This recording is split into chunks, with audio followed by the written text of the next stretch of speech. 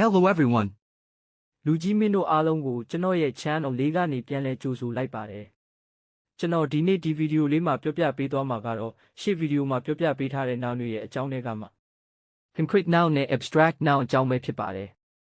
ဒီဗီဒီယိုလေးကိုမကြည့်ခင်ရှေ့ဗီဒီယိုလေးကိုသွားဆက်ရောက်ကြည့်ရှုဖို့အတွက်အကြံပြုပေးရစေဘာလို့လဲဆိုရင်ဒီဗီဒီယိုလေးတွေဟာဆက်ဆက်နေလို့ပဲဖြစ်ပါတယ်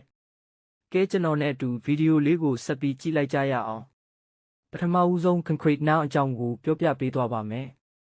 concrete noun ဆိုတာဘာလဲဆိုရင်ကျွန်တော်တို့ထိတွေ့ကင်တွယ်လို့ရတဲ့ noun တွေကိုပြောတာဖြစ်ပါတယ်လူကြီးမင်းတို့နားလဲသဘောပေါက်အောင်ပြောပြရမယ်ဆိုရင်ဥပမာအနေနဲ့ပလင်းတစ်လုံးပဲဆိုပါစို့ဒီပလင်းကိုကျွန်တော်တို့ထိလို့ရတယ်ကင်လို့ရတာမျိုးပေါ့နောက်တစ်ခုအနေနဲ့စာအုပ်ဆိုရင်လဲကျွန်တော်တို့ထိလို့ရတယ်ကင်လို့ရတယ်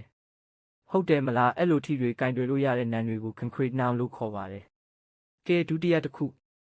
abstract noun အကြောင်းကိုဆက်ပြီးပြောပြပေးသွားပါမယ် abstract noun ဆိုတာဘာလဲဆိုရင်ကျွန်တော်တို့ထိတွေ့ကင်တွယ်လို့မရတဲ့ noun တွေကိုပြောတာပါလူကြီးမင်းတို့နားလဲအောင်ပြောရမယ်ဆိုရင်ဥပမာအနေနဲ့အလှတရားပဲဆိုပါစို့အလှတရားဆိုတာဟာကျွန်တော်တို့မြင်လို့ရတာမျိုးလှတယ်ဆိုတာတော့သိတယ်ဗျာထိတွေ့ကင်တွယ်လို့မရဘူးဟုတ်တယ်မလား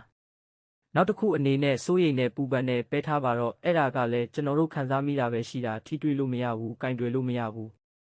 အဲ့လိုထိတွေ့ကင်တွယ်လို့မရတဲ့ noun တွေကို abstract noun လို့ခေါ်ပါတယ်ဒီလောက်ဆိုရင်လူကြီးမင်းတို့ concrete noun နဲ့ abstract noun အကြောင်းနားလည်သဘောပေါက်လိမ့်မယ်လို့ထင်ပါတယ်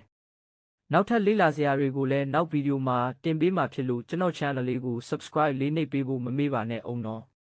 Thank you guys.